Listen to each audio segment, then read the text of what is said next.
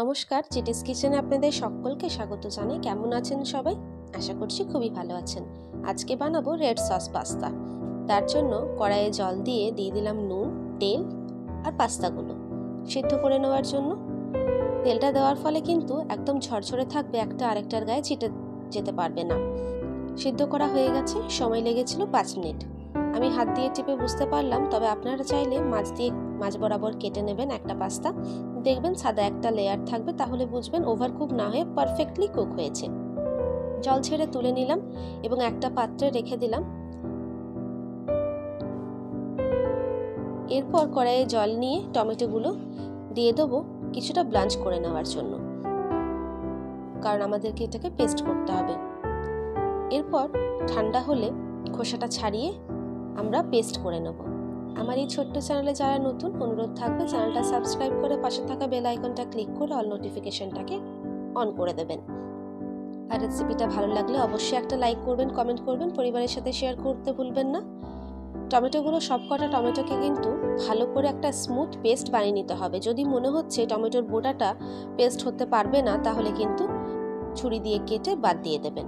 তাছাড়া একটু ভালো করে পেস্ট করলে মিক্সিতে পেস্ট হয়েই যাবে। ভালো করে পেস্ট করে রেখে দিলাম। এরপর কড়াইয়ে বাটার দিলাম। বাটারটা একটু গলে গেলে এর মধ্যে অ্যাড করে দেব রসুন কুচি। রসুন কুচিটা দেওয়ার পর বেশি ভাজার প্রয়োজন নেই। আমি 30 সেকেন্ডের মতো ভেজেছিলাম, যেন ফ্লেভারটা চলে আসে বাটারটার মধ্যে। এরপর অ্যাড করলাম কুচি করে রাখা পেঁয়াজ। পেঁয়াজটাকে একটু ভেজে নেব, সোনালি রং চলে এলে আর ভাজবো না। যতক্ষণ না সোনালি রং আসছে ততক্ষণ শুধু ভাজবো। এরপর দিলাম চিলি ফ্লেক্স, মিক্স হার্ব আর কিছুটা অরিগ্যানো। এটা দেওয়ার পরও আমরা 30 সেকেন্ডের মতো ভেজে নেব। তারপর দিয়ে দিলাম টমেটো পিউরেটা। টমেটো পিউরেটা দেওয়ার পর 2 মিনিট নাড়িয়ে চাড়িয়ে নিলাম। তারপর দিলাম কাশ্মীরি লঙ্কা গুঁড়ো আর দিলাম গোলমরিচ গুঁড়ো। এখানে কিন্তু আপনারা টমেটোর এই যে পেস্টটা হচ্ছে একটু টেস্ট করে দেখে নেবেন। যদি নুনের প্রয়োজন হয় স্বাদ মতো নুন দেবেন। আমি দিয়েছিলাম, আমার একটু প্রয়োজন ছিল তাই। আর এখানে দিয়ে দিলাম কিছুটা টমেটো কেচাপ।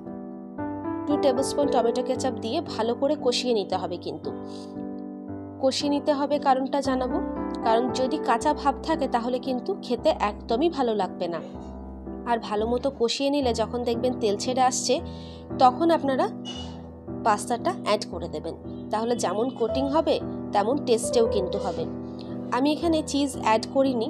আপনারা যদি চিজ খেতে পছন্দ করেন তাহলে কিন্তু এই ম্যাকারোনিটা অ্যাড করার আগে চিজ অ্যাড করে, চিজটা যখন গলে যাবে তারপর ম্যাকারোনিটা অ্যাড করবেন। আর গার্নিশের জন্য কিছুটা চিজ উপর থেকে ছড়িয়ে দেবেন। চলুন, দেখা হচ্ছে পরের ভিডিওতে নতুন রেসিপির সাথে। সুস্থ থাকবেন, ভালো থাকবেন, সাবধানে থাকবেন। আর অবশ্যই কেমন হয়েছে বাড়িতে বানানোর পর আমাকে জানাতে ভুলবেন না। ধন্যবাদ।